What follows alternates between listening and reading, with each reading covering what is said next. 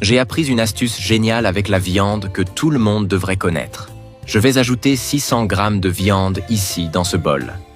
Je vais mettre une cuillère à café de sel et aussi une demi-cuillère à café de poivre noir, une cuillère à café de chimichurri. Je vais ajouter 3 gousses d'ail. Et pour finir, un peu d'huile d'olive à votre goût.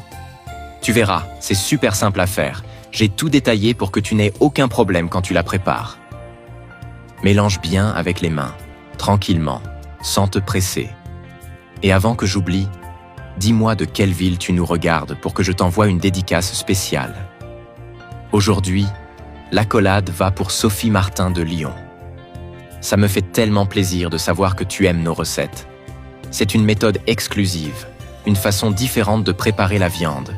Et tu vas adorer le résultat. Même ceux qui n'ont pas l'habitude de cuisiner peuvent réussir. Le point fort, c'est que tu n'auras besoin que de quelques ingrédients. Après avoir bien mélangé, je vais couper toute cette viande en petits morceaux. Je vais les diviser dans 3 plats, comme ceci. Les morceaux doivent être de cette taille-là. Comme ça, c'est parfait. La saveur de cette recette est tout simplement inoubliable. C'est le genre de plat que tu goûtes une fois et que tu n'oublies jamais. C'est tellement bon que ça disparaît en un rien de temps à la maison. Avec peu d'ingrédients et peu de temps, tu prépares une vraie merveille. Et toi, quand tu fais de la viande chez toi, quel ingrédient spécial tu aimes ajouter? Si tu as un secret, je serais ravi de le connaître. Regarde un peu comme ça va être, juste comme ça, c'est parfait. Je vais ajouter 3 petites pommes de terre, déjà coupées, une dans chaque plat. Mais la quantité, c'est toi qui décides.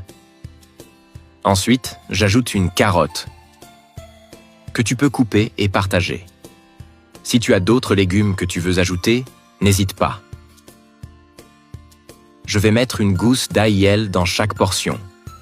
Et aussi du piment, à ton goût, mets-en autant que tu veux.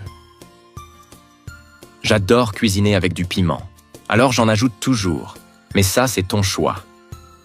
Regarde comme c'est déjà beau à voir.